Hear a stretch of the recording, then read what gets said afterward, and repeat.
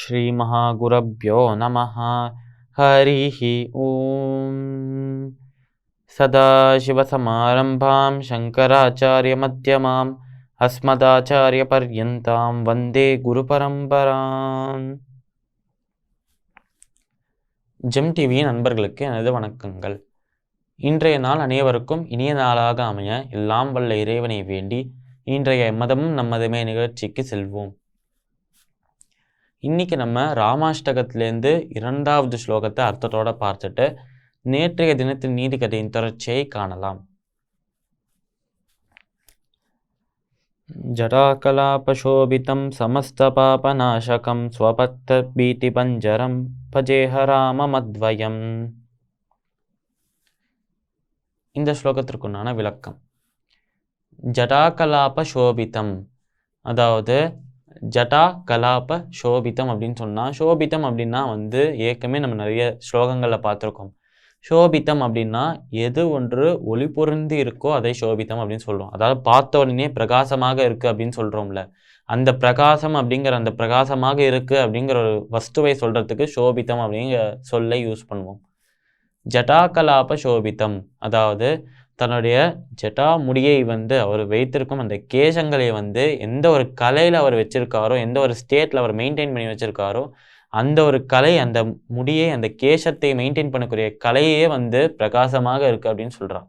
அதாவது அந்த கேசம் இது சோபிதமாக, கேசம் பிரகாசமாக இருக்குன்னு சொல்லலை, அவரோட குணங்கள் பிரகாசமாக இருக்குன்னு சொல்லலை, அந்த கேசங்களை சரியாக சரிப்படுத்தி வைக்கும் அவரோட குணங்கள் ரொம்ப பிரகாசமாக இருக்குன்னு அழகா சொல்றா இந்த ஸ்லோகத்துல.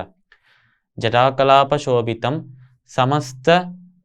சமஸ்த பாப நாசகம், அதாவது அனைத்து விதமான பாவங்களையும் நாசம் செய்யறதுக்கு, அனைத்து விதமான பாவங்களையும் அழிக்கக்கூடிய அந்த ஆற்றல் இருக்காம் நம்மளோட ராமர்கிட்ட. ஸ்வபக்த பீதி பஞ்சரம், அதாவது தன்னை நாடி வரும், தன்னிடம் சரணமடையும் பக்தர்கள் தன்னிடம் சரணம் புகுகிற அந்த பக்தர்களை என்றுமே காப்பாற்றுவாராம். அது மட்டும் அல்லாமல் ஸ்வபக்த பீதி பஞ்சரம், அதாவது அவர்களுக்குள்ள இருக்கும் அந்த ஒரு பயத்தை, அந்த ஒரு தயக்கத்தை நீக்கி, எந்த விஷயம் ஆரம்பிக்கிறதுக்கு முன்னாடி நம்மளுக்கு ஒரு பயம், ஒரு தயக்கம் இருக்கும், அந்த தயக்கத்தையும் அந்த பயத்தையும் நீக்கிட்டா அந்த விஷயத்தையும் நம்ம சரியாக செய்வோம்.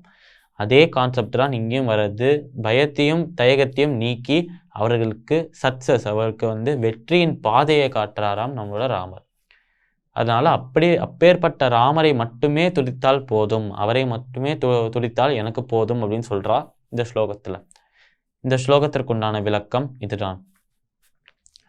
இப்ப நம்ம நேற்றைய தினத்தின் நீதி கதையின் தொடர்ச்சியை காணலாம். இப்போ இந்த கஞ்சன் வாழ்ந்த இந்த கிராமத்துல, அவர் வாழ்ந்த இந்த காலத்துல இந்த கிராமத்துல ஆங்கிலேயர்களோட அந்த பவர் இருந்தது. இங்க இந்தியா முழுக்கவே எல்லா இடத்துலையும் இருக்கிற போது அந்த ஒரு சின்ன கிராமத்திலும் இருக்காம், அவர் இருக்கிற கிராமத்திலையும். அதனால இந்த கஞ்சன் அங்கே இருக்கும்போது முதல்ல இவன் எப்படி கஞ்சனாக மாறினான் அப்படின்னு பார்க்கணும். ஏன்னா யாருமே பிறந்ததுலேருந்தே காசை சேர்த்து வைக்கணும்னு இருக்க மாட்டான். அதனால இவனை கஞ்சனாக மாற்றிய அந்த சம்பவம், மாற்றிய அந்த நிகழ்வு என்ன அப்படிங்கிறதுதான் ஃபர்ஸ்ட் பார்க்க போறோம்.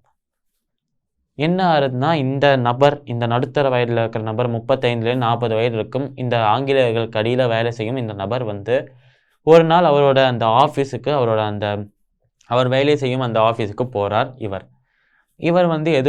என்ன வேலை செய்துட்டு இருந்தார் அப்படின்னா, இவர் அந்த ஆங்கிலேயர்களோட அந்த ஆஃபீஸில் ஒரு கிளர்க்காக இருக்கார், ஒரு கணக்கு பிள்ளையாக இருக்கார் இவர்.